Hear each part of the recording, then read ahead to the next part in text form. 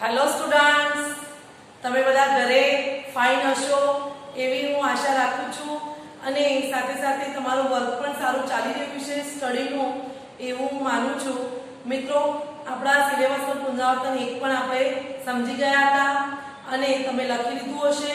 Homework ઘણાએ મોકલ્યું નથી તો હોમવર્ક પુનરાવર્તન એક પણ લખીને સબમિટ કરવાનું છે અને પુનરાવર્તન 2 પણ લખવાનું છે.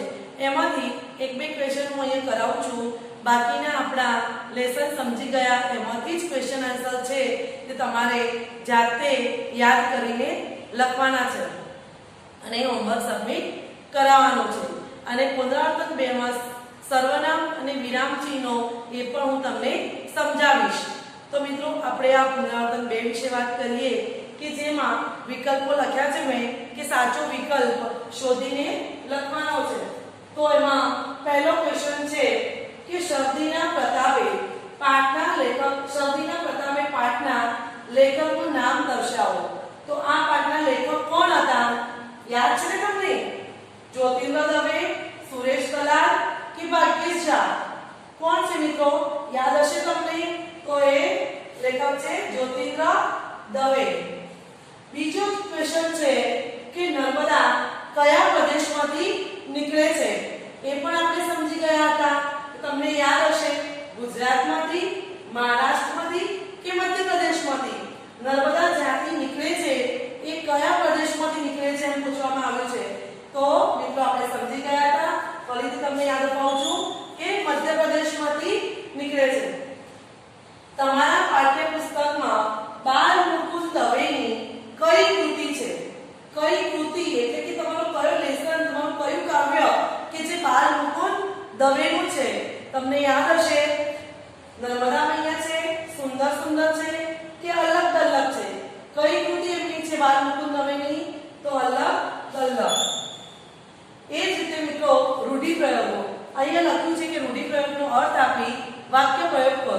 જો ખાલી રૂઢિપ્રયોગનો અર્થ લખવાનો હોય તો તમારે અર્થ જ લખવાનો, વાક્ય પ્રયોગ કરવો નહીં. અને ખાલી કોઈ શબ્દ આપ્યો હોય કે એનો વાક્ય પ્રયોગ કરો તો એનો વાક્ય પ્રયોગ કરવાનો રહેશે. તો અહીં રૂઢિપ્રયોગનો અર્થ પણ સમજવાનો છે અને વાક્ય પ્રયોગ પણ કરવાનો છે. તો બેઠા બેઠા ખાવું, તો મહેનત કર્યા વગર ખાવું.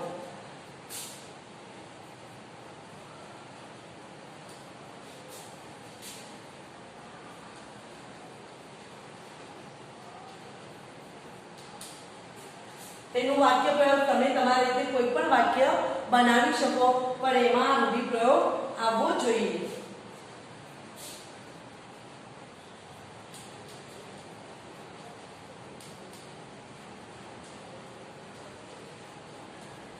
બેઠા બેઠા ખાવાવાળા વ્યક્તિને માન મળતું નથી, એટલે કે સમાજમાં એને માન મળતું નથી. અને ઘરમાં પણ કોઈ પણ મા બાપ હોય, એનો દીકરો હોય, કમાતો ના હોય, મોટો થઈ ગયો હોય અને બેઠા બેઠો ખાલી ખાતો જ હોય અને કામ કરતા એને આળસ આવતી હોય તો એ પસંદ હોતું નથી. તો બેઠા બેઠા ખાવું એટલે મહેનત કર્યા વગર ખાવું. બાવળાના બળથી એટલે કે જાત મહેનતથી.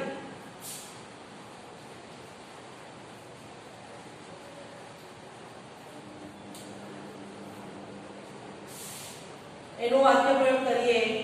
મનને કહ્યું કે હું બાવળાના બળથી સારા માર્ક્સ લાવીશ, સારા ગુણ મેળવીશ.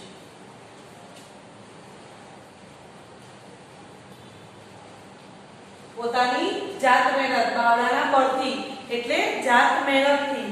મનને કહ્યું કે હું બાવળાના બળથી સારા ગુણ મેળવીશ. આની જગ્યાએ તમે બીજું પણ વાક્ય બનાવીને લખી શકો છો પોતાની જાતે, પરંતુ ભાષાની દ્રષ્ટિએ શુદ્ધ હોવું જોઈએ. કિંમત કરવી એટલે માપ કાઢી લેવું.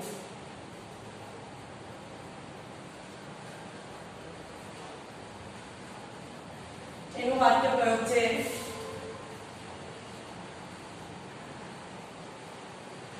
સોનીના હાથમાં દાગીના આવતા જ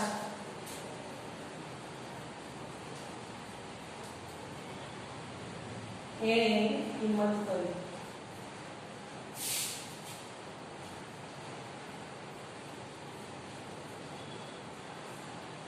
કિંમત કરવી એટલે કોઈ પણ વસ્તુનું માપ કાઢી લેવું. આપણે અંદાજ કાઢી લઈએ ને કે કિંમત આની તો આટલી કિંમત હશે, એ જ રીતે કિંમત કરવી, માપ કાઢી લેવું. અને કોઈ વ્યક્તિની પણ એવું હોય છે, આપણે કોઈ વ્યક્તિ વિશે વાત કરતા હોય, તેની જોડે સંપર્કમાં આવીએ તો આપણને ખબર પડી જાય છે એની ભાષાથી કે આ વ્યક્તિ કેટલામાં છે અને કેટલો હોશિયાર છે.